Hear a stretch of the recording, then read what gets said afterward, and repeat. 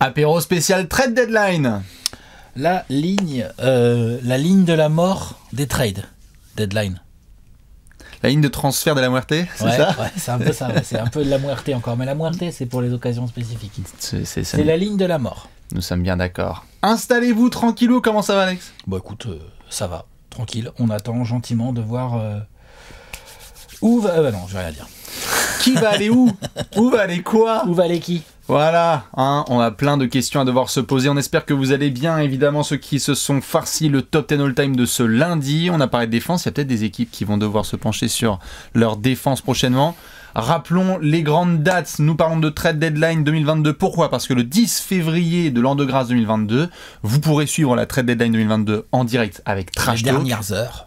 Tout à fait, on sera le jeudi soir, on vous confirmera l'heure, mais c'est un classique, hein. Vous étiez près de 20 000 l'année dernière, on va essayer de refaire ça quand même. On verra à quelle heure ça commence, mais ce qui est sûr, c'est que ça se finit à 21h, 21h15. Ça, c'est une certitude. C'est ça, et dans d'autres certitudes aussi, il faut savoir qui est sur le canapé, mais il risque d'y avoir du monde. Voilà, c'est ça, exactement. Pour avoir des personnes de qualité, évidemment. Simon a préparé un carnet entier de possibilités de ce que pourraient faire les Kings. Voilà, parce que le vont faire les Kings, c'est un autre carnet. Il a une page par possibilité. Tout à fait. Et il y a juste une page pour les scénarios réalistes. Ouais. Aussi. Ce qui est donc sûr, c'est que vous le notez bien dans votre tête si vous ne l'avez toujours pas fait. Jeudi 10 février 2022, on se fera la trade ensemble sur la chaîne Twitch de Trash Talk pour le direct. Et avant ça, on va devoir se faire un petit point. On a déjà parlé ensemble sur les réseaux sociaux, on a parlé ici, on a fait un apéro Ben Simmons, on a fait plein de Allez Café, mais là, l'occasion, Alex, c'était de se dire, ok, la trade deadline est dans 2 semaines, on a 2 conférences, il y a 1500 questions, mais on va essayer de réduire ça? On va essayer de réduire ça à 5, 6, 7 questions, c'est ça? 13? Ouais. C'est Léon qui a dit des questions développées, des questions plus ou moins développées, puisqu'elles ne nécessitent pas forcément de réponses très longues. Hein. Pas développées. Ouais, c'est ça, exactement. Bien sûr. Hein, voilà. Donc, du coup, on fait comment? On commence par les questions qu'on développe. C'est ça. On va pouvoir se poser sur différents dossiers parce qu'on sait évidemment qu'il y a plein de gens qui vont débarquer dans les commentaires, qui ont fait évidemment la bise et qui vont dire putain, parler de toutes les franchises et parler de ce joueur en 13e rotation. On ne pourra pas parler de tout le monde. Mais on va essayer quand même de couvrir beaucoup de choses. Avant de se lancer, Alex, juste, il y a un hashtag que je suis obligé de foutre tout de suite en début d'émission, au moment où on parle. Ah oui, hashtag au moment où on parle, ça c'est sûr. Parce que cette vidéo, dans 2 semaines... Ah, dans 2 semaines, ah oui, t'es un ouf, toi, dans 2 heures même. C'est ça. Ouais. Donc ne nous en voulez pas, si ce que vous regardez maintenant, que ce soit à la salle ou en train de faire votre vaisselle, ce soit pas tout à fait la même chose, parce qu'il y a eu un gros transfert. Si le Vosges, Shams et autres insiders pouvaient juste attendre que cette vidéo ait plus de 10 minutes de vue en public avant de nous balancer des bombes, ça nous arrange. Exactement. Et dernier rappel, évidemment, n'hésitez pas pour ceux qui ne nous ont pas encore suivis sur Twitter de le faire et d'activer la petite cloche parce qu'il risque d'y avoir de la bombe. Ah oui, bien sûr. Hein. Parce qu'on risque d'envoyer du sale sur les... Bon, de toute façon, la dernière déjà, on avait parlé avec Evan Fournier, dès qu'il y avait eu des histoires autour de potentiels transferts, on avait été quand même pas mal au courant, on avait pu avancer, donc non, c'est aussi l'occasion de pouvoir être au cul de l'actu, parce qu'il va y avoir beaucoup d'actu là quand même. Alors Evan Fournier, justement. Ça va pas du tout quand même. Sacré Evan. Non, on en reparlera avec Evan. Non, cette année, il n'y a pas de deadline pour Evan. Qu'est-ce que c'est que ça? Non, Hein? Non. Non. Ah non. Non. Oh là là. Même Léon Sondenix. La fanbase d'Enix, merde, qu'est-ce qu'on va faire? Putain, bande de haters. Faut qu'on se renforce, mais bon, voilà, bref. Allez. Est-ce que les Knicks feront partie des grandes questions? Vous allez savoir tout de suite. On commence? Vas-y, je t'en prie, je t'écoute. 7 grosses questions dans la conférence Est, des petites bullet points en plus. N'hésitez pas à, comme d'hab, réagir et posez aussi vos questions. La première question, la principale, on doit quand même tout de suite commencer. Conférence Est dit aussi Philadelphie. Alex, on a fait un apéro. La question est simple. Ben Simmons sera-t-il transféré entre aujourd'hui et le 10 février 2022? On a fait un gros apéro récemment. On a vu plein de bruits qui sont ressortis là de la part de Daryl Morey, etc. Où est-ce qu'on peut jauger un petit peu la température là? Gros apéro qui penchait plus vers le non. A priori, ça attend plus l'été, même si... C'est vrai que moi je trouvais qu'il y avait des cas de figure qui pouvaient justifier un trade à la deadline. Les dernières rumeurs aussi poussent plus vers Daryl Morey qui demande tellement que il y a quand même une probabilité de plus en plus faible qu'il trouve un client. Ouais. Pour pas dire pigeon. Pour pas dire roi. Voilà. D'ici la deadline. Après t'es jamais à l'abri d'une surprise, mais les circonstances, le cadre, le contexte actuel pousserait plus à dire non. Non? Ah Tu oui, vois je suis d'accord. Le contexte pousserait plus à dire non. Est-ce que c'est la bonne solution et la bonne option? Entre guillemets, il n'y a que l'avenir qui pourra répondre à cette question. Mais là, vu le contexte actuel au moment où on fait cette vidéo, parce que voilà, quand même, ça pousse plus vers Daryl Morey qui n'a pas envie de ravaler son orgueil et de baisser son froc parce qu'il considérait, voilà, il demande très très cher. Vu ce qu'il demande, je vois pas trop quel genre de partenaire il pourrait trouver, même en imaginant un trade à 4 ou 5 ou je sais pas combien là. Compliqué. Concrètement, où sont les packages? J'ai vu une rumeur récente passer de genre il voudrait Tyrese Haliburton plus des pics jusqu'à l'Antéchrist pour éventuellement considérer un trade de Ben Simmons avec les Kings en base. Après, il peut y avoir des équipes qui se greffent autour parce que Haliburton plus Ben Simmons, bon, ça ne matche pas au niveau salaire. Donc après, il faut voir comment ça marche. Qu'est-ce que peuvent encaisser les Kings? Est-ce que tu mets des équipes autour et tout? Mais une base que, a priori, les Kings sont pas très chauds parce que on en parlera peut-être dans une deuxième vidéo, mais... On ne touche pas à l'avenir. Pardon. Voilà. Mais tu vois, il y avait cette rumeur-là qui fait partie des, entre guillemets, contractuellement parlant, les plus plausibles, dans le sens où les Kings peuvent faire de la marge, peuvent bouger des contrats et tout. T'as pas mal d'équipes. Si ça refile pas les montants de Ben Simmons en termes de contrat, le trade il est juste pas faisable. Donc du coup, c'est compliqué. Oui. C'est compliqué. Évidemment, sur le dossier Sixers, plein d'éléments, comme vient de le dire Alex. T'as pas bougé, tu penses que ça va pas bouger, enfin tu penses que ça reste jusqu'à l'été? Moi, je suis sur 60-40. 60-40. Ça ne bouge pas. À 60, ça bouge pas? En l'état, 60-40, c'est... Et ça se rapproche. Okay. En fait, pour une raison qui est simple, c'est que on a tendance à connaître Daryl Morey aussi et à ce qu'il a fait en termes de manipulation des médias et à vouloir le lâcher aussi à droite à gauche. Non, tranquille, on va prendre du temps. J'adore l'optimisme de Daryl Morey. On a toujours vu qu'il souhaitait des superstars. Il s'est débrouillé pour Chris Paul, il a voulu faire des trades, etc. Je veux bien voir à quel point il serait capable vraiment de se dire yes, vous inquiétez pas, on va aller chercher James Harden cet été, ou si on n'y arrive pas, parce que ça fait quand même un sacré pari, on va aller chercher ou Damian Lillard ou Bradley Beal. Je suis pas certain de la réalité et de la possibilité de réaliser ce projet-là.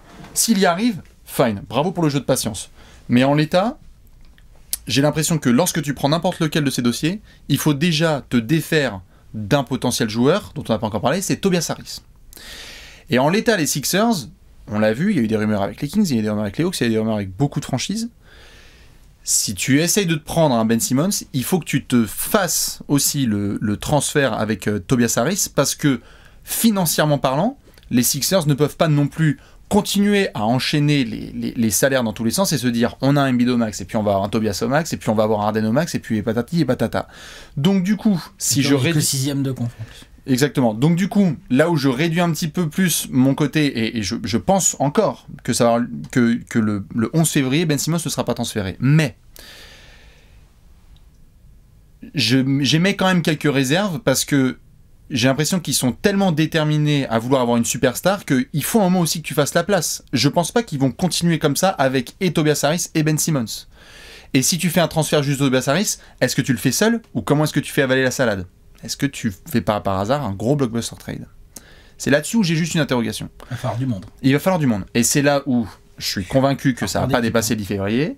C'est que aujourd'hui, les rumeurs elles tournent autour d'Atlanta et de Sacramento. Ça peut monter en température au 10 février, mais actuellement, il faudrait qu'il y ait beaucoup plus de franchises intéressées. Il faudrait qu'il y ait beaucoup plus de franchises qui sont pas dans une situation financière où ils disent aussi cet été, on n'a pas beaucoup de cash sales et donc comment est-ce qu'on fait notre business? Je suis plutôt du genre à dire le 11 février, Ben Simmons c'est toujours aux Sixers, ou du moins contractuellement avec les Sixers. Ouais, je pense que c'est la tendance, ouais, je suis assez d'accord. Ce qui me donnera donc par contre rendez-vous fin juin autour de la draft et de la free agency, parce que là par contre il faudra monter en température. Allez voir ce qui s'est passé avec les Nets avec James Harden, allez voir comment ça se passe avec Jaylen Brown à Boston, Damian Lillard à Portland, Bradley Beal à Washington, etc. Mais c'est juste cette histoire, tu sais, des gens qui ont parlé du fait que Joel Embiid est absolument injouable en ce moment, et ce sentiment un peu de peut-être de gâcher entre guillemets une année comme ça, parce que là on se marre en saison régulière, mais en playoff il va y avoir de la frustration vénère. Hein. Enfin à moins que l'autre il aille nous chercher le titre comme ça, mais c'est tout le challenge là, Alex. C'est dans 2 semaines. Est-ce que tu laisses Joel Embiid se farcir là? Donc en mettre 50 sur Mo Bamba, pas de problème.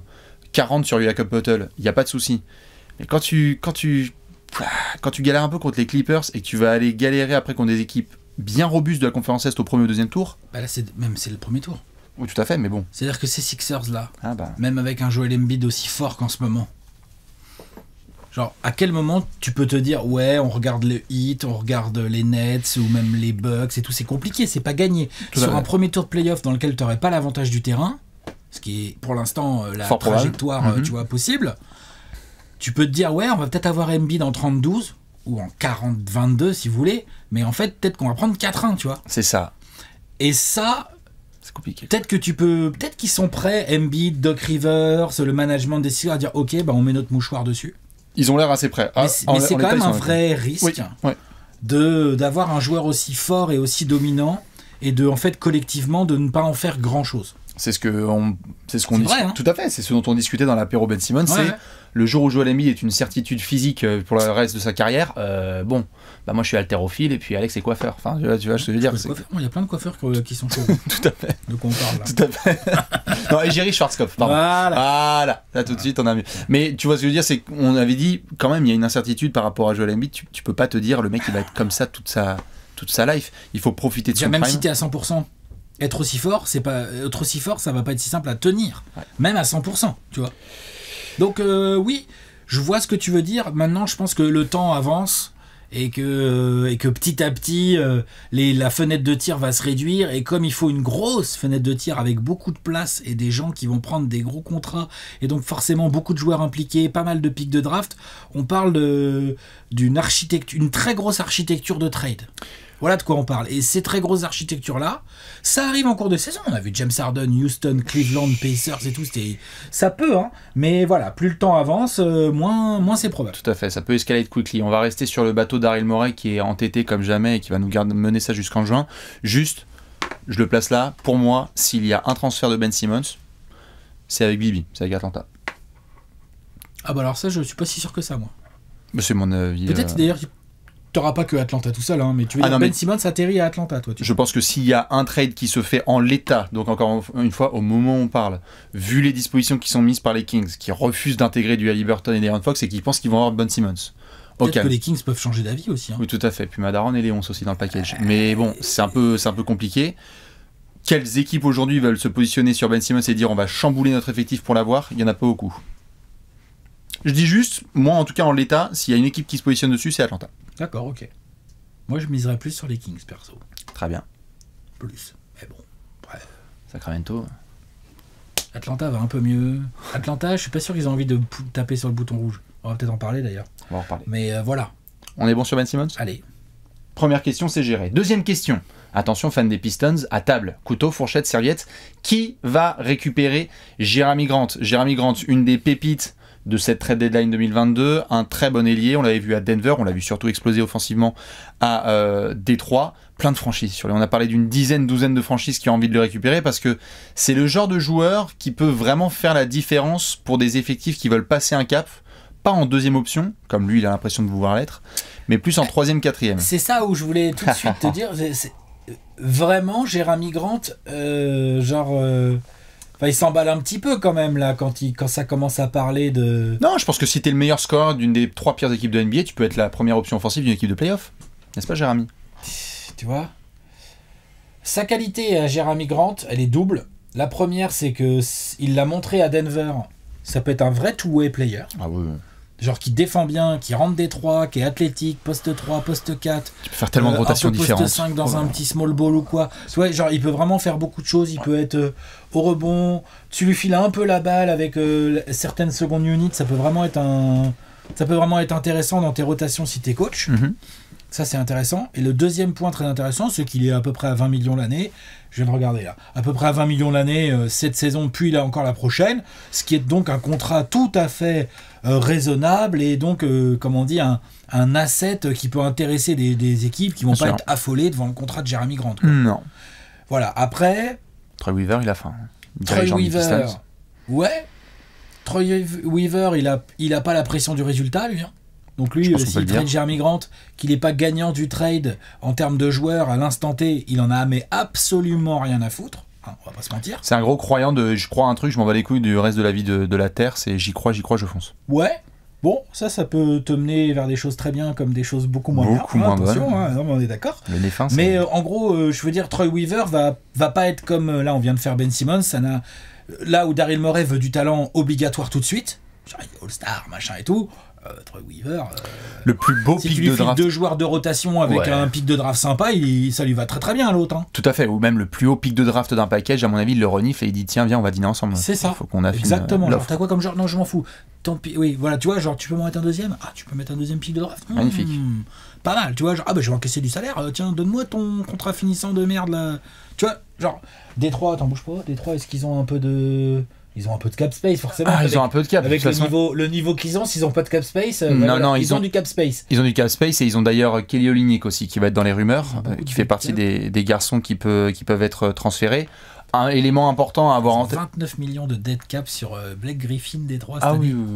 Puis Josh Smith, ça vient de finir là. Enfin, non, Josh Smith, c'est fini. Non, mais c'est récent. Il paye encore DeAndre Jordan. Ah oui. si, mais il paye même le studio ici. Les reconstructions de ce genre d'équipe, là tu regardes le dead cap, tu fais putain, ils ont 45 millions de dead cap. N'allez pas voir les Lakers de Lou Holding, hein. Attention. Il y a aussi du monde. Juste un élément important à mettre sur la table, parce que c'était ce qui a été rapporté par pas mal d'observateurs au sein de la Ligue, c'est le fait que la timeline est vraiment différente entre Jeremy Grant et les Pistons. C'est-à-dire Détroit a le temps. Jeremy Grant a envie d'être très bon maintenant et dans une équipe compétitive forcément. Et dans cette perspective de reconstruction aussi, Détroit, on le sait, il y a plein de fans des Lakers qui sont en train de se demander est-ce qu'ils vont parler de ça. Lorsqu'il y a eu des mentions de package de Talen Horton-Tucker, Kendrick Nunn plus un premier tour de draft, le fait que le premier tour de draft, par exemple des Lakers, soit en 2027, n'est pas forcément le genre d'asset qui plaît forcément aux Pistons, parce que tu vises pas la draft 2027.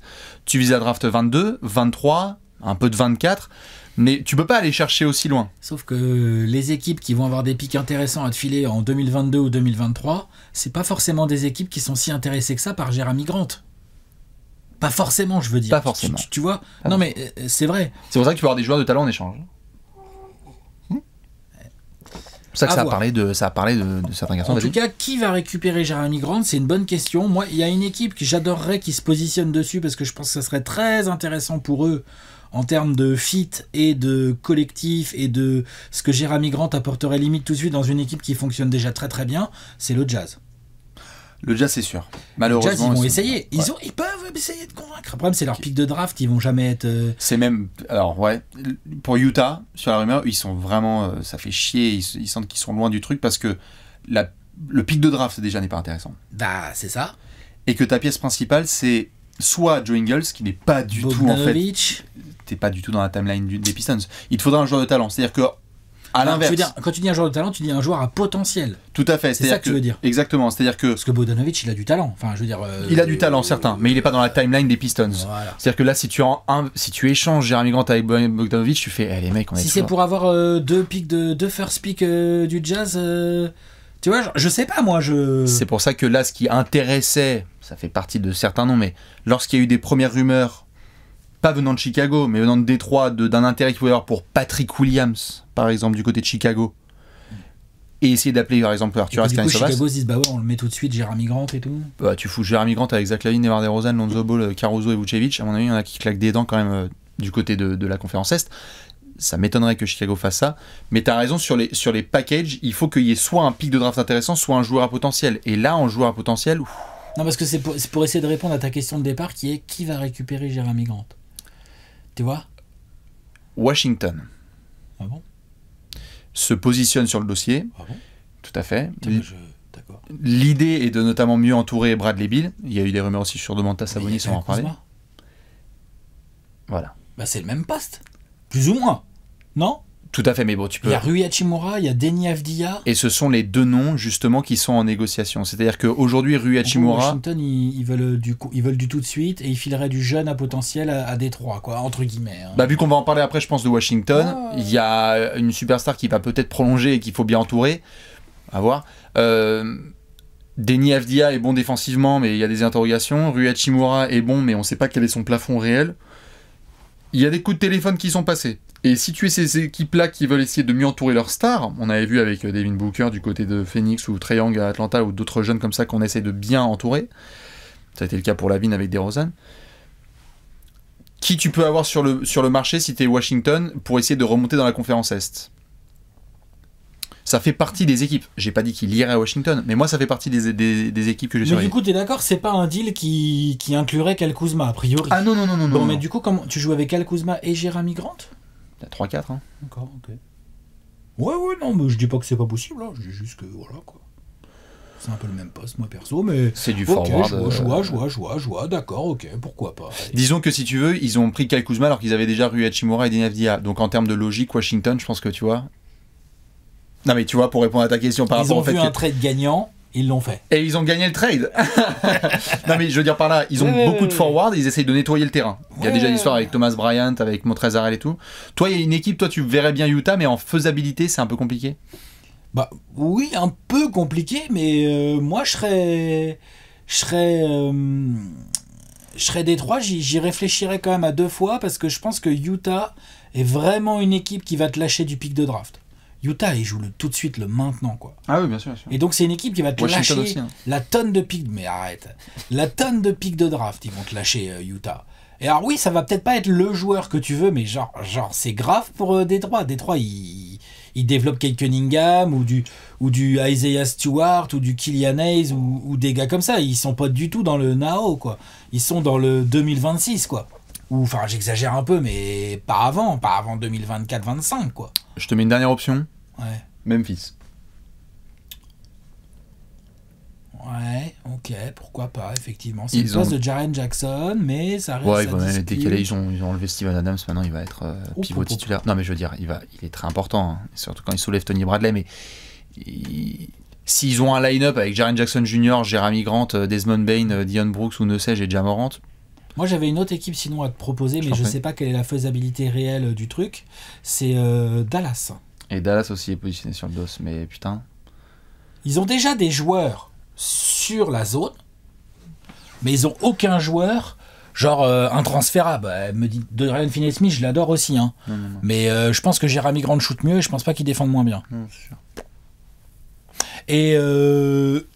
Et donc je pense que Dallas, vu la dynamique dans laquelle ils sont et tout, c'est une équipe qui pourrait avoir envie de bouger des choses. Après, ils peuvent avoir d'autres problématiques, peut-être plus post 5, où on en discutera ou quoi, ou d'autres problématiques. Mais en tout cas, je pense que c'est ce genre de profil d'équipe qui a déjà un leader clair, qui a des ambitions, et qui peut rajouter dans l'aile un mec two-way quand même très sérieux, quoi. Complètement, on est d'accord du côté de Dallas, du côté des 3, t'es là genre, c'est-à-dire que les derniers pics de draft de Dallas ont été envoyés à New York, parce que c'était le trade de Limite, je crois Porzingis. plus à Utah, moi, tu vois.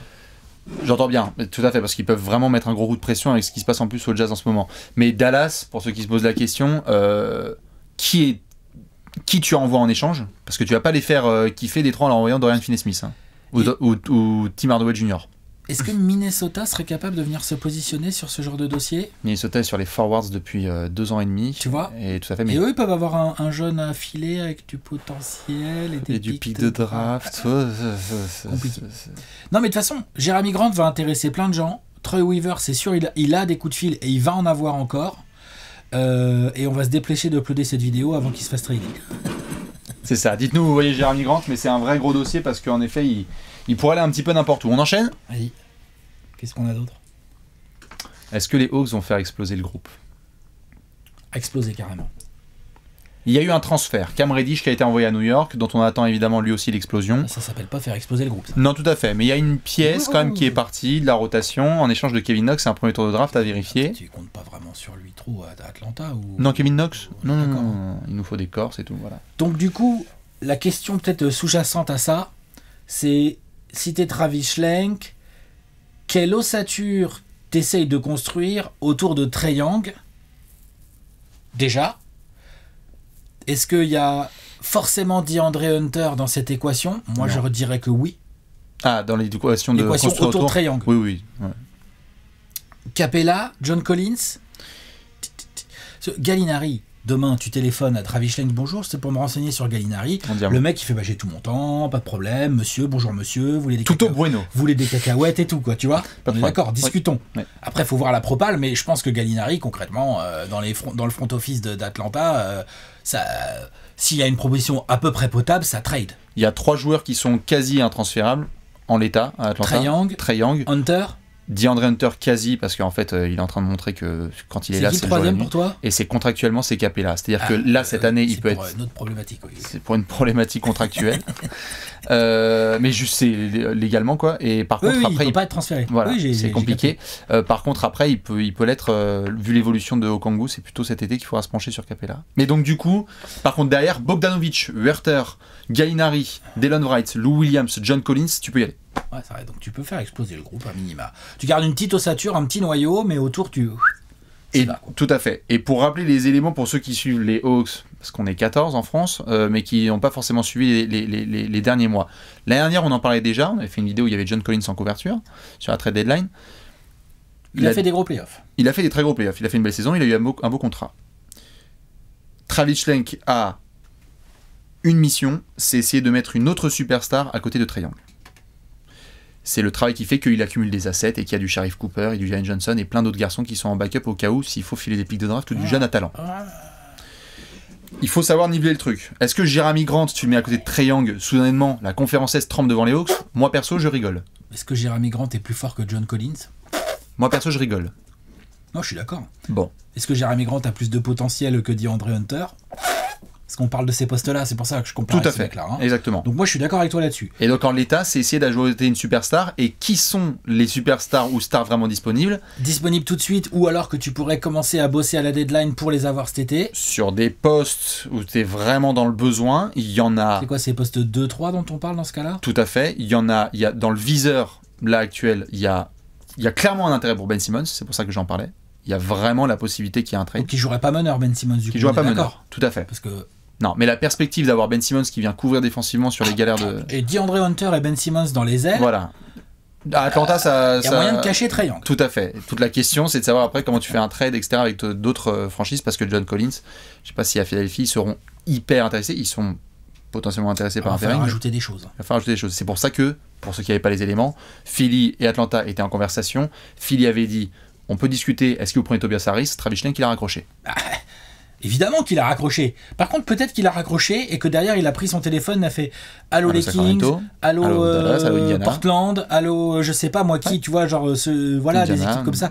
Sam Presti, il y a des pics de draft à pécho, gros. Par contre, il va prendre le contrat de Tobias Harris, qu'est-ce que tu dis? Tu vois, genre. Tout à fait. Peut-être qu'il a fait ça, Travis Schlenk, et que du coup, il est en train d'essayer, avec Daryl Morey, d'architecturer un gros trade. Bien sûr. Il y a 3 noms que du côté d'Atlanta tu suis. Forcément, c'est un Ben Simmons, 2 ce qui se passe, mais c'est pas pour maintenant, parce qu'on va en reparler après. Du côté de Boston, Jaylen Brown, c'est un gars de Géorgie. Ils aimeraient bien l'ajouter, pareil, dans l'effectif, mais pour le détacher de Boston. Bill, vous regardez ou pas? Et Bradley Beal. Ouais. Ce sont les 3. Logique, Bradley Beal. Et vu que ça va mieux à Minnesota, tu abandonnes le dossier Karl Anthony Towns. Oui. Mais ça fait partie des 3 gros noms, avec en front Ben Simmons, parce que l'horloge elle tourne. À Boston, ça va, il regarde même plus la montre. Et du côté de Washington, on est reparti pour filer 250 millions à Bradley Beal, on en reparlera. Et donc, du coup, est-ce que tu vas faire exploser le groupe? Là, tu le mentionnais tout à l'heure, ils ont eu des résultats récents un peu meilleurs. Il y a 4 victoires de suite au moment où on parle. Ouais, mais n'empêche que c'est des vraies victoires, certaines. Hein, tout à fait. Quand même. Moi, pour la première fois de la saison, je suis tombé sur ces matchs-là des Hawks, j'étais là genre, ah, ok. Imagine-moi. Ouais, bien sûr. Imagine-moi devant les matchs. Ok. Ah, j'étais là genre, le petit Okongwu, je dis donc, mais là, je pense que Travis Schlenk, il est là, il se dit, pourquoi j'ai filé ce contrat à Capella, en fait, je suis débile ou quoi? Non, ça va. Non, j'exagère un peu, il doit quand même avoir un peu de somme quand même. Hein. Oui, mais bon...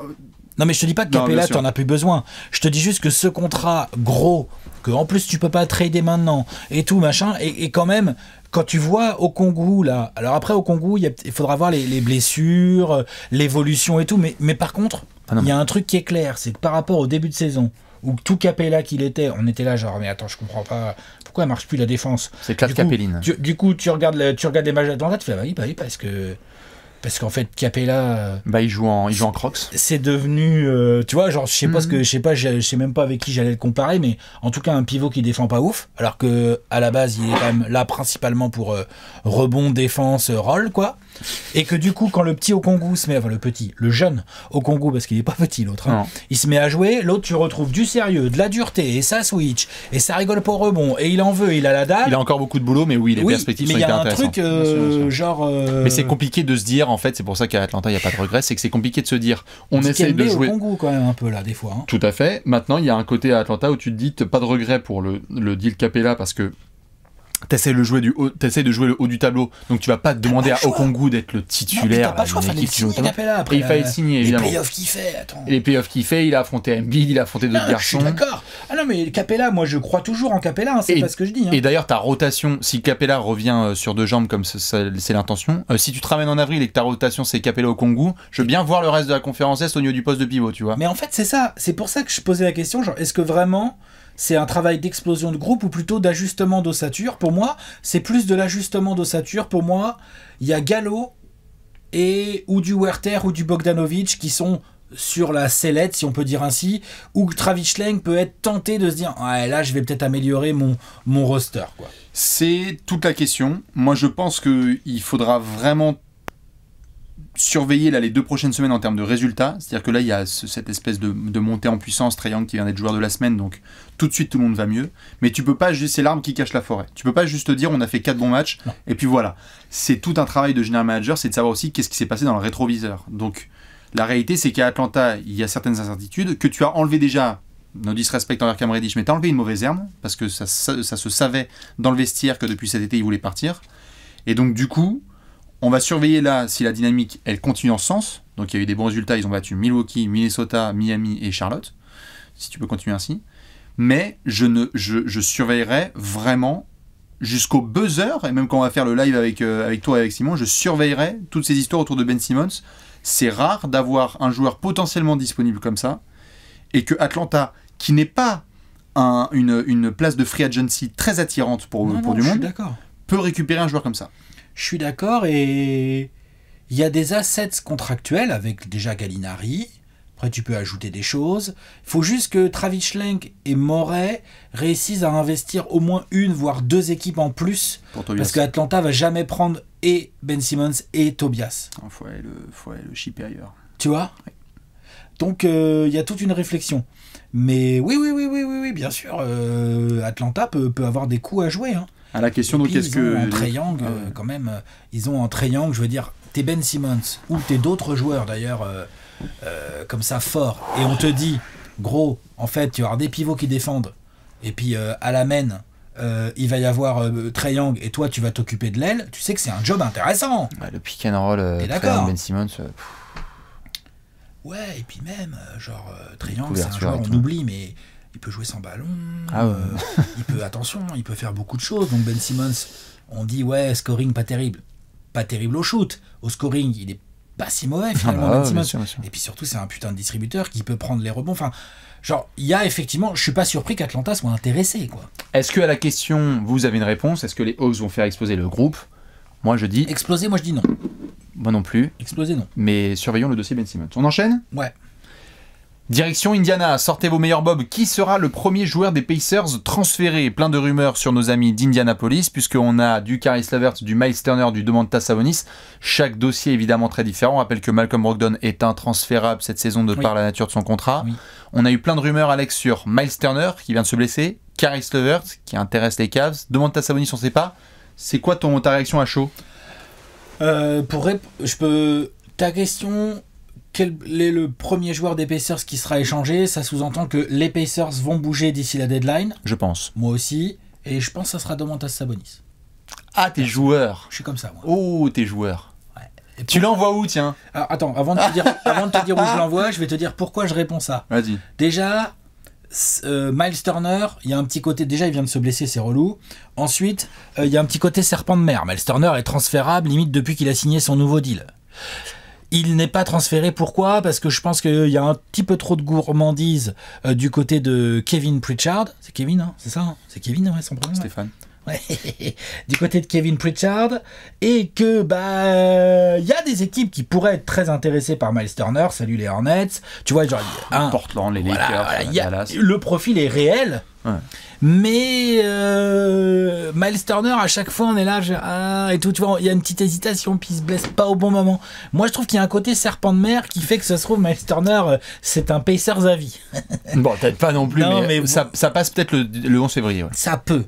Ensuite, Caris LeVert. Caris LeVert, c'est vrai qu'il y a de l'intérêt autour de Caris LeVert, notamment les Cavs. Ok, Caris LeVert, balle en main, on connaît Caris LeVert, tout ça, machin. Après, t'es les Cavs. pour prendre l'exemple des Cavs, parce qu'ils sont réellement, je pense, intéressés et regardent réellement Caris LeVert, l'impact peut être sympa parce que tout de suite, t'as un joueur balle en main pour soulager Darius Garland et tout machin, alors que t'as plus Rubio et que t'as pas Sexton. On va sûrement parler des Cavs, mais quand même, ils ont quand même 2 blessures ultra reloues. Et Okoro, bon, oui, il a commencé à poser quelques dribbles, mais enfin, bon, attention, il y a quand même encore un petit peu de travail. Je rappelle que le poste 3, c'est Lauri Markkanen. Donc, qui est blessé, là. Ouais, qui est blessé. Enfin, tu vois, genre. C'est Di Osman, quoi. Limite, c'est pas forcément. Et Lamar Stevens, incroyable. Pardon. Oui, tout à fait. Donc, je dis pas que c'est pas possible de transférer Caris LeVert. Je dis juste que Caris LeVert, ça reste Caris LeVert. Et surtout, il a un contrat qui est pas. Combien il gagne, Caris LeVert? 18. Grosso modo, est-ce qu'il gagne tellement moins que Domantas, lui? Non, mais c'est le fit qui est différent. Oui. C'est pour ça que ça m'intéresse ta piste de Domantas, parce que... Eh ben, Domantas, moi, je te dis que par rapport à son contrat... Ils sont gourmands. Ah, ils sont gourmands. Les mecs est All-Star. Enfin, niveau All-Star. Oui, voilà. Ah bah quand même, hein. Il a été All-Star plusieurs fois. Quel autre joueur des Pacers a été All-Star? Voilà. Oui, c'est ça. 19, 18,5, 18,5, 19 pour Domantas et 17,5, 18,5 pour Caris LeVert. Grosso merdo, le même contrat. Un an de plus encore pour Sabonis, mais de toute façon, les deux sont des joueurs encore relativement jeunes. Oui, c'est ça. Domantas, 25 ans et Caris LeVert, 27 ans. Enfin, tu vois, voilà quoi. Bah, Domantas, par rapport à son contrat et par rapport à ce qui te... Avant de parler de fit, par rapport à ce qui te garantit en termes de prod, tu sais ce que tu achètes. Oui. Tu sais ce que tu trades. Tu récupères un intérieur, 4, 5, à voir ce que tu as déjà dans ton roster, que tu dois associer à un autre intérieur défensif. Hein, ça, je pense que toute la ligue est au courant. Que tu fasses jouer Domantas en 5 ou Domantas en 4, de toute façon, l'autre intérieur, il faut qu'il sache défendre. Et qu'il aime ça et puis qu'il soit content. Hein. Des équipes ont ça. Et par contre, tu sais que tu vas avoir un mec qui score, qui est une biste au rebond, qui sait faire des passes, qui est technique, qui comprend le jeu. En gros, tu as une menace offensive très très très sérieuse, de niveau All-Star, tout de suite, pour moins de 20 millions par an. Ce qui aujourd'hui en NBA est intéressant. Donc je pense que, oui, ils sont un peu trop gourmands les Pacers, mais je pense qu'il a le profil de Domantas pour qu'il y ait une équipe qui se craque un peu pour le faire venir. J'entends bien. Voilà. Sur le dossier Sabonis, quand on dit qu'ils sont gourmands, pour que vous ayez toutes les notions, pour ceux qui n'ont pas totalement suivi, j'en avais parlé notamment sur Alley Café, le fait que Indiana se base apparemment sur le deal de Nikola Vucevic l'année dernière, où ils ont récupéré un très bon pick de draft, plus du Wendell Carter Jr., donc du joueur de talent et du contrat expirant. Donc, difficile de trouver beaucoup de franchises qui sont capables de lâcher autant pour Sabonis demain matin.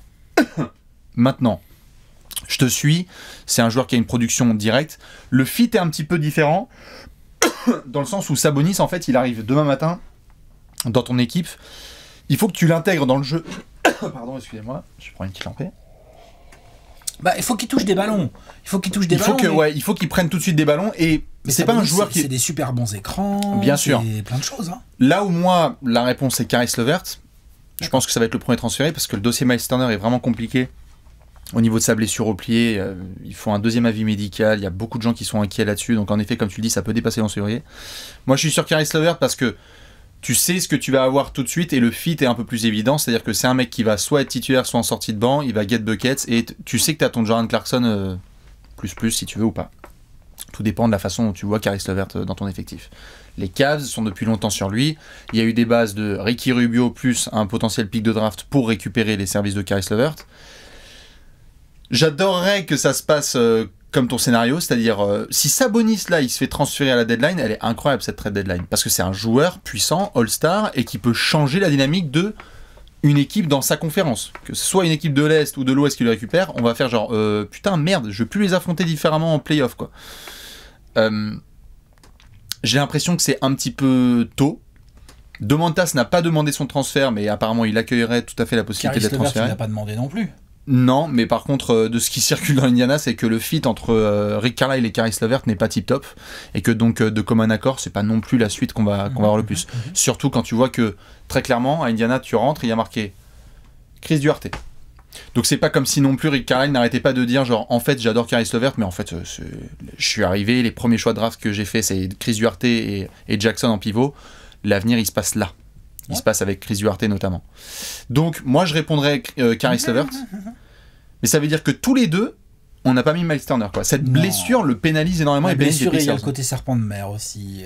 Les gens le regardent, les gens s'y intéressent, mais tu vois, lui, c'est pareil. Miles Turner, il gagne le même tarot qu'un Levert ou un Sabonis. Faut que Charlotte aille dessus. Ouais. Allez-y. Et qu'est-ce qu'ils vont demander, Indiana? Est-ce que Indiana va demander quelque chose que Charlotte va être prêt à mettre?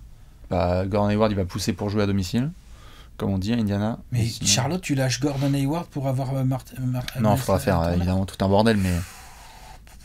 Ah non, mais je suis d'accord. C'est pas lâcher Gordon Hayward pour lâcher Gordon Hayward. Il faudra que tu ailles voir autre chose. Tu vas lâcher PJ Washington. Il y a eu des bases avec PJ Washington qui a été mentionné. Il y a du Plumlee, évidemment, qui est dans la discussion. Il y a des options à Charlotte. Et les Hornets se situent dans cette espèce de ventre mou où on se dit qu'est-ce qu'ils vont faire? Est-ce qu'ils rejoignent le haut du tableau? Et on sait tous que quand tu regardes Charlotte jouer, tu fais il est où le pivot? Il est où le pivot? Il y a que des jeunes, il y a Zeller, pas Zeller, pardon, Plumlee, et des jeunes qui sont pas prêts encore. C'est trop vert. Tout à fait. Mais tu leur mets Turner demain matin, on va être là genre. Ouais, tu leur mets Turner, on va être là jusqu'au match où on va dire ah c'est vrai que Turner il pèse pas forcément tant que ça et tout. Il fait des contres, mais en fait.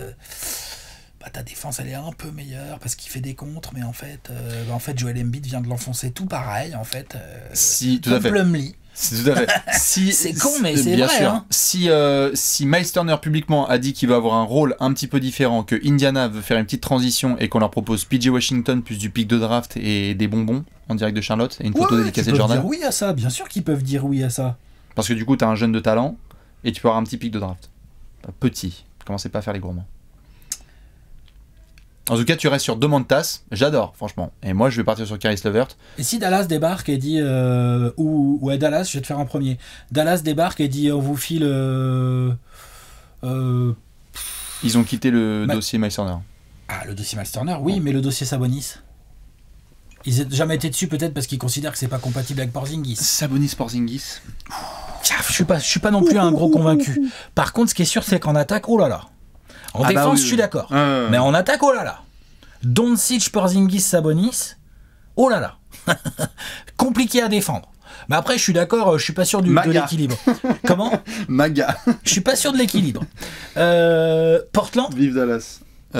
Portland fait partie des équipes sur Sabonis. Ah, Portland.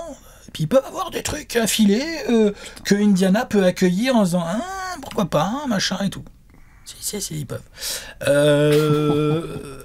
On en parlera à l'ouest. Ok pour les Pacers. Mais en tout cas, voilà. Moi, je trouve que Sabonis a un pouvoir d'attraction. Domantas Sabonis pour Alex, Caris LeVert pour Bibi. On va enchaîner. On a fait Ben Simmons, Jeremy Grant, les Hawks et les Pacers. On enchaîne. Celle-là, on va la faire en plus courte. Mais il y en a plein qui posent la question parce qu'ils savent qu'on aime bien les troller. Est-ce que Boston va séparer son duo Jaylen Brown, Jason Tatum? On sait que les Celtics ne font pas la saison qui était trop attendue. On sait que les deux sont très forts sur les ailes de Boston, qu'ils sont sous contrat. Mais Brad Stevens a laissé fuiter le fait qu'il y allait avoir de gros changements. On a parlé de Al Horford, de Josh Richardson, de Dennis Schroeder et d'Aaron Nesmith qui sont disponibles. Il y a déjà eu un transfert là avec Juancho Hernangomez qui est parti faire ses valises. C'est quand même mineur, mais oui. C'était mineur. Non, Tatum et Brown ne vont pas être séparés. Tu sépares pas le duo. Mais non. Pas maintenant. Non. L'attaque doit se fluidifier. La défense. Moi, j'ai vu Boston faire des matchs défensifs sérieux. Oui. En plus, ils ont le personnel, comme on dit. Je veux dire, Marcus Smart, Jaylen Brown, Robert Williams, épaulé par Al Horford, même Jason Tatum, c'est pas non plus un plot en défense, quoi. Tu vois, et tu ramènes des Grant Williams ou des... Enfin bref, il y a le personnel défensif, je trouve. Oui. Par contre, c'est vrai que l'attaque, on s'est moqué et tout. On se moque quasiment à chaque match de Boston. Les Money Time, il y a trop d'ISO. L'autre jour, là, bon, ils ont gagné, mais il y a eu trop de trucs, genre ISO, Marcus Smart, et là, tu fais, mais qu'est-ce que c'est que ce bordel, quoi? D'où tu... Enfin, bref. À Washington, il a un peu pété un plomb, Tatum, donc tant mieux, voilà.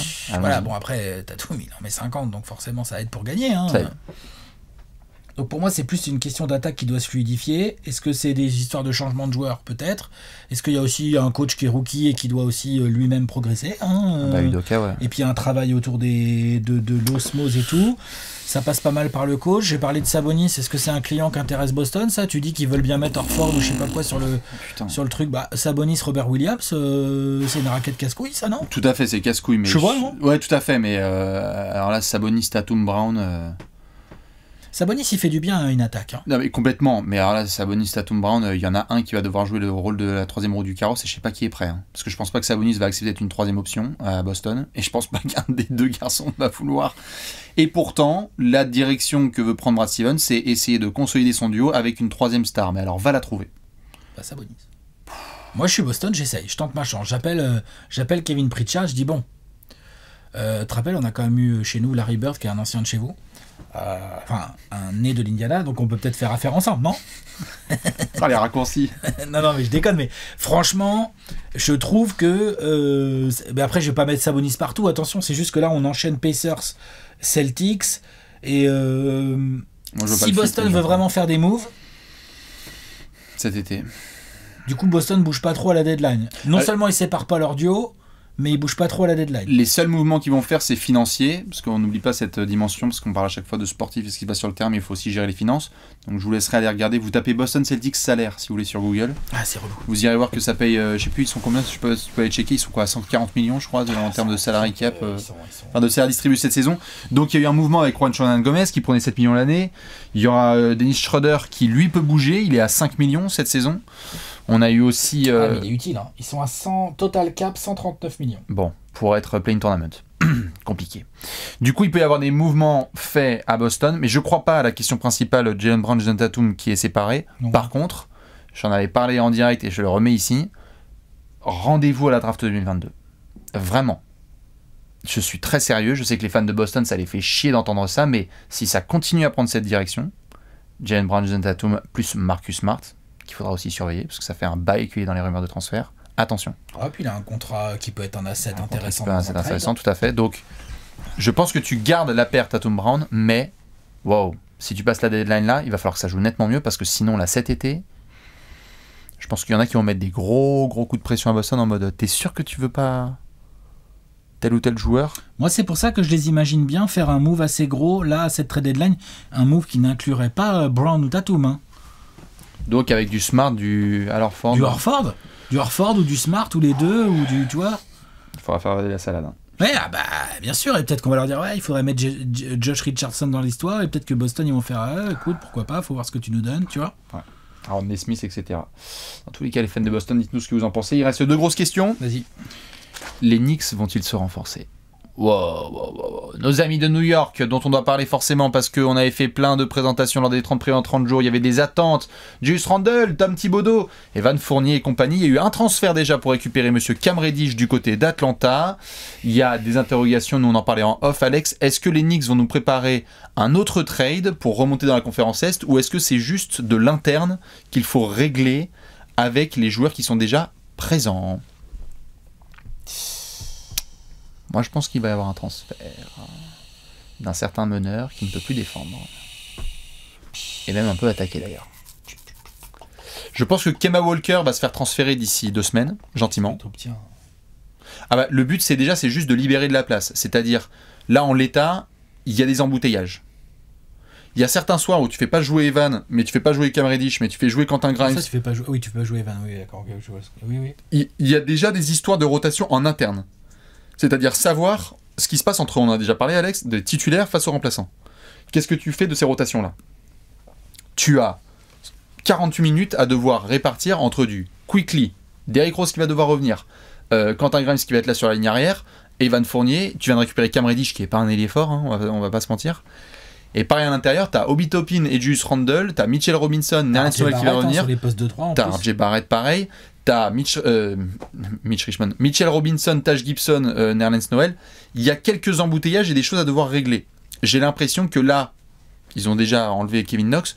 Je pense que Kemba Walker va prendre la porte, là, d'ici 2 semaines. Et que la contrepartie, à la limite, moi perso, je m'en fous, parce que le but, c'est de fluidifier un peu les minutes. Ok. Donc pas vraiment du gros renfort, plutôt de l'ajustement. Je pense. Tu vois un transfert, toi? Un gros? Non. Non. Pour ça, c'est le mot renfort. Je chipote, hein. Sur le mot renfort, je pense pas qu'on puisse vraiment parler de gros renfort. Par contre, effectivement, de l'ajustement pour fluidifier les minutes ou pour faire un petit coup, quoi, à voir. Kemba et c'est tout? Tu veux faire quoi d'autre? Quickly? S'il y a de la valeur, vraiment, là. Non, les seules rumeurs qu'il y avait eu, c'était sur Mitchell Robinson. parce que il n'a pas eu la prolongation de contrat, et d'ailleurs c'est la fameuse série là dont on en avait parlé, là. Il n'y a pas un Mitchell joueur, Robinson, il peut intéresser des équipes, hein. il n'y a pas un rookie qui a été prolongé depuis Charlie Ward, je crois, au Knicks depuis les années 90. Bon, normalement RJ Barrett va casser la série, normalement. Mais Mitchell Robinson était dans les rumeurs, ça joue un peu mieux. Il est agent libre restreint, je crois, cet été. Est-ce qu'il reste? Est-ce que tu comptes sur Nerlens Noel et Taj Gibson? C'est léger. Quels sont les vrais objectifs des Knicks sur cette deuxième partie de saison? Ah bah faut que tu remontes au classement là, ça suffit. Oui. Ouais. D'accord, mais ça joue pas bien quand même. Hein. Bah oui, c'est pour ça il faut enlever Ça joue peut-être. quand même vraiment pas bien. Ouais, je suis d'accord. Puis il y a un problème mental, ça se voit. Il y a plein de petits problèmes adjacents. Hein. Donc les Knicks vont se renforcer, non, mais modifier 2-3 choses internes. Ouais, modifier, ouais. Je suis d'accord. Bonne continuation avec Kemba Walker. On termine avec une dernière question, après on va faire les Fire Bullets. Allez. Miami, Brooklyn, Milwaukee, Chicago. Laquelle de ces grosses équipes va frapper un grand coup dans la course à l'armement? Vous savez qu'on aime bien mettre à chaque fois les dominos, la course à l'armement. C'est ce qui va se passer après sur la fin février et le mois de mars avec le buyout. On va avoir plein de joueurs qui vont dire coucou, est-ce que je peux venir te renforcer pour 1,5 million? On a ces équipes qui sont dans le haut du tableau. Miami, Brooklyn, Milwaukee, Chicago. On peut en parler rapidement, mais surtout ton instinct là, et on va en discuter, c'est quelle équipe pourrait faire ces espèces de moves qu'on a vu l'année dernière? PJ Tucker du côté de Brooklyn, il y a eu du Blake Griffin du côté de Milwaukee, Blake Griffin à Brooklyn. Comment tu le sens? J'ai l'impression comme ça que Bucks et Heat se sentent assez bien sur leurs effectifs. Ça veut pas dire qu'ils vont pas bouger, hein, mais qu'ils se sentent assez bien. Ils ont eu des blessures, mais bon an mal an, malgré les blessures, ils arrivent quand même à être dans le top 4 de la ligue, et leur objectif va plutôt être de faire en sorte de vider l'infirmerie au mieux et d'obtenir une dynamique d'ici les playoffs. Ça veut pas dire qu'ils vont pas essayer de flairer sur le marché des buyouts un mec un peu qui viendrait renforcer, je sais pas. On a vu Milwaukee prendre et virer Cousins. Est-ce qu'ils vont retenter un autre pivot comme ça, par exemple Milwaukee, tu vois, par exemple? Est-ce que Miami a envie d'aller regarder ce qui se fait sur d'autres postes, peut-être plus des postes de ligne arrière ou quoi? Tu vois ce que je veux dire? Pourquoi pas? Mais je vois plus, en premier, je vois plus les Bulls. Et après, éventuellement, les Nets. Mais plus les Bulls. Les Nets peuvent trader Paul Millsap. Vont trader Paul Millsap. Et donc, du coup, ils ont un joueur avec une valeur. Alors, il faut voir ce qu'elle est réellement. Qui est vraiment intéressé par ce Paul Millsap-là. Mais tu peux avoir des équipes quand même. Il y a Paul Millsap et Nick Claxton. Voilà, c'est pas du tout le même délire, mais oui, il y a un jeune, on faut voir ce que c'est son potentiel, et il y a un vétéran confirmé qui, à mon avis, dans un autre contexte que celui des Nets actuellement, tu peux être là, tu te dis putain, c'est vrai que les Suns, putain, ils ont 10 minutes de Paul Millsap en sortie de banc, merde alors. Utah. Ouais, voilà, ou Utah, tout à fait, tu vois, ou je sais pas, Miami. Ça m'étonnerait qu'il fasse affaire. Non, ça m'étonnerait. Mais wow. Tu vois, ouais, alors là, waouh. Là, préparez-vous pour le match à 18 points de Paul Millsap en play-off. Mi-temps. Genre, Paul Millsap est en feu. Il a vu la Marcus Aldridge, il lui a mis. Enfin bref, non. Mais ouais, non, donc je vois plus les Bulls. Moi, perso. Sur les parce que je pense que les Bulls, déjà, ils ont pas de peau parce que là, ils ont vraiment un enchaînement de sales nouvelles, blessures, machin, trucs. Voilà. Eux, ils subissent vraiment un trash talkers. Et qu'ils ont des vraies ambitions maintenant, puisqu'ils ont une ossature de groupe qui fonctionne. Ils ont une super première moitié de saison. Il ne s'agirait pas de faire une deuxième moitié de saison un peu pourrave, de finir 5e et de dégager au premier tour de play-off, parce que là, attention, tout le monde va voir le Sun dans l'Illinois. T'es d'accord? Tout à fait. Donc je pense que Arturas Karnisovas, l'autre, il regarde ça de près et il dit bon, qu'est-ce que je peux faire? Sauf que forward, c'est quoi la valeur? C'est Patrick Williams. Alors tu t'arrêtes le projet là? Non, ouais. Non, je pense pas. Donc du coup, est-ce que quoi, c'est un backup sur les ailes? Moi j'ai l'impression que les Bulls sont contents de ce qu'ils ont et qu'ils ont juste envie que l'infirmerie se vide, quoi. Okay. Et peut-être à la limite à l'intérieur un espèce de joueur qui peut backer un peu mieux Vucevic que Tony Bradley, quoi. Bon. Que Tony Bradley, ou certaines minutes qui ont été un peu fun. Quand tu vois ce qui s'est passé avec Bismack du côté de Phoenix, t'es Chicago, tu te dis bon. Après, Bismack, du côté de Phoenix... c'est un autre contexte. Ouais, il y avait autre vraiment utilisation. des minutes à prendre, là. Tout à fait. Il était pris parce qu'il y avait des minutes. Là où je te suis, Miami pour moi, ils connaissent leur effectif, ils connaissent leur rotation. En plus, ils ont, comme on l'a dit dans la dernière apéro, j'aurais jamais cru pouvoir dire qu'il y a Gabe Vincent, Max Truss, Léopold Polnareff, et enfin bref, vous allez sortir n'importe quel nom. Ils ont le banc, ils ont la rotation, ils ont la défense et l'attaque, donc tout va bien. Puis là, ils ont même pas l'effectif, ils sont premiers de la conférence Est, donc tout va bien. Chicago, moi, je pense pas que ça va bouger. Ok, d'accord. Mais j'entends la piste, parce que c'est vrai que c'est rare d'avoir les Bulls qui soient aussi bien positionnés. Ils peuvent se dire, putain, on a un vrai coup à jouer. Pour moi, ça se joue entre Milwaukee et Brooklyn. Et je pense que du côté de Brooklyn, il y a des grosses rumeurs vraiment sur Nick Claxton, parce qu'il va être agent libre restreint, et que tu vois les développements de Deron Sharp, et qu'ils ont déjà fait le coup avec Jarrett Allen, où ils ont dit genre, on n'a pas envie de payer un gros pivot qui va devenir All-Star. Brooklyn, ça sent plus les trades. Oui. Et Milwaukee, ça sent plus le marché du buyout, perso. Alors à voir, tout à fait, parce qu'il peut y avoir du buyout, mais je serais absolument pas étonné, vu la qualité du management de Milwaukee, dont on parle peut-être pas assez d'ailleurs, parce que les mecs sont trop forts, ils ont fait que des bons coups. Que les mecs se disent on veut vraiment jouer le back-to-back, vas-y, va chercher Miles Turner. Qu'est-ce que tu te fais chier. Il y a déjà eu des rumeurs sur Dante. Quoi, tu redonnes Brook Lopez blessé là. Il y a du Dante DiVincenzo qui, on sait pas, pareil, agent libre restreint, il fait partie de ce groupe avec PJ Washington, des garçons qui vont se ramener au bureau cet été, ils vont demander un peu de l'argent. Et j'aime bien son retour. Hein ? J'aime bien son retour là. Ah ouais ? Ah, c'est pas si mal. Moi je pense que les bases sont toujours là. Et que vrai, il faut qu'ils se remettent en rythme, mais les bases sont toujours là. Hein. Mais dans tous les cas, il y a à Milwaukee, je pense qu'ils vont nous réserver peut-être une surprise, parce qu'ils ont toujours pas réglé cette histoire de poste de pivot, que j'adore Bobby Portis, mais ils savent comment ça joue en juin. Je mise sur Brooklyn-Milwaukee, mais je vais mettre mon paquet sur les Bucks. Moi je dis plus Brooklyn dans ce cas-là. Très bien. Dites-nous, fans des Nets et des Bucks, ce que vous en pensez, bien évidemment, dans cette grande course à l'armement. On va faire les Fire Bullets ? Allez, vas-y. Allez, quelques petites questions pour terminer évidemment cette conférence Est. Je te la pose en rapide. Est-ce que Bradley Beal va avoir du renfort ? On rappelle que Bradley Beal peut signer et voudrait signer un contrat de 250 millions de dollars sur 5 ans cet été. Et que les Wizards ont l'air plutôt chauds pour le conserver, parce que ça va pas partir à la trade deadline. Réponse rapide ? Réponse rapide, je pense qu'il faut... Je pense pas qu'il faille mettre ce contrat à Bradley Beal. Ah, pour cet été, oui, ça c'est sûr. Là, je rigole. Renforcer Bradley Beal, oui, ils vont essayer. Est-ce qu'ils vont réussir ? Je pense pas. Genre, est-ce qu'on va se dire, ouah, les Wizards, trop bien joué le trade ? Non, je pense pas. Même si Toby Shepard, respect, hein, il bricole bien le mec. Hein. Mais là, il a pas, pour moi, il a ni la position, ni il a pas tant que ça en fait à. C'est quoi ? Il va essayer de refiler la salade d'Inouïdi à quelqu'un ? Enfin, tu vois, genre, ça va pas être simple. Moi, je pense qu'ils vont être très actifs le 10 février, qu'on va bien se parler avec les Wizards et qu'il y aura du Thomas Bryant, Rui Hachimura, Denny Avdia et Montrezl qui est peut-être de Mais dispo. est-ce que s'il chope Jeremy Grant, par exemple, est-ce que c'est genre waouh, bien joué et tout ? Non, par contre, est-ce que Bradley Beal aura du renfort ? Si la Jeremy Grant, on va faire. Jeremy Grant, c'est du renfort. Pourquoi pas ? Alex dit non, moi je dis oui. Question suivante, est-ce que les Cavs vont échanger Ricky Rubio ou Colin Sexton ? Ça, ils vont essayer, en tout cas, c'est sûr. Les deux sont blessés. Les deux ont des Sexton et il faudrait le prolonger. Et Rubio, il a un contrat. Il est agent libre là. Il est agent libre, mais du coup, il y a une fin de contrat à payer et tout. Bon, oui. Oui, ils vont y arriver en plus, je pense, parce qu'ils vont. Eux, ils sont là, les Cavs, ils ont complètement changé d'optique. Ils sont dans l'optique en mode genre, attends. Est-ce que la Caris Levert, est-ce qu'on regarde un peu plus Brooklyn ou je ne sais quelle autre équipe qu'on pourrait fumer au premier tour de playoff. Fumer Brooklyn, attention. Je ne dis pas que les Cavs vont fumer Brooklyn. Si, il l'a dit. Non. Je dis juste que les Alex, Cavs, il a dit les Cavs sont forcément en mode genre, ouais, on peut peut-être fumer des gens au premier tour de playoff. On peut tout à fait faire le push qu'on a envie. Sexton reste dans le projet.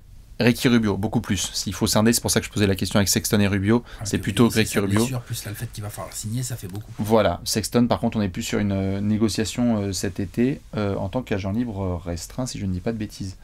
Goran Dragic va-t-il être transféré ? Il est pénitentiaire de Toronto. C'est Masai Ujiri, le roi du mitard. Goran Dragic a à peine joué avec les Raptors. On sait que Dallas est sur Goran Dragic, mais alors pour aller chercher Masai Ujiri, demander aux Spurs, pour aller chercher sur le marché des transferts, c'est un peu compliqué. Il a tendance à être un peu taquin sur les trades. Après, pareil, Toronto, est-ce qu'ils ont envie de faire un petit push là sur cette fin de saison pour tout de suite bonifier le taf de leur équipe où tout le monde fait 2m03 là, à part Van Vliet. Je ne sais pas non plus. C'est un peu compliqué. Moi, je dirais oui. Est-ce que Dragic va être transféré ? Je dirais oui. On va voir. J'ai envie de dire oui aussi, mais alors je pense que Dallas va avoir le seum. Il faudra essayer de voir s'il est pas mal d'équipes peuvent être tentées par ce que représente Dragic en fait en tant que joueur. Après, il faut voir effectivement en fonction de ce que va demander Masai Ujiri. Tout à fait. On a couvert à peu près tout le monde. Orlando, évidemment, on les laisse de côté. Ils vont avoir du Terrence Ross et Garris. C'est pas de la hate, c'est juste que on est sur une vraie reconstruction qui prend du temps. Donc voilà, on va surveiller ce qui se passe. Le retour de Jalen Suggs, qui est plutôt intéressant d'ailleurs. Hein. Tout à fait. Mais voilà. Donc on verra pour Terrence Ross et Gary Harris qui sont transférables. Mais sinon, c'est à peu près tout pour toutes ces franchises. On a fait le tour complet de la conférence Est. Ouais, c'est bien. Donc évidemment, on va s'occuper maintenant de la conférence Ouest. Dites-nous vos réponses à toutes ces grandes questions. Partagez-nous aussi vos interrogations. Je rappelle que la trade deadline a eu le 10 février 2022. On enchaîne à l'Ouest. Allez, c'est parti. Ciao, ciao. Tout de suite. Ciao.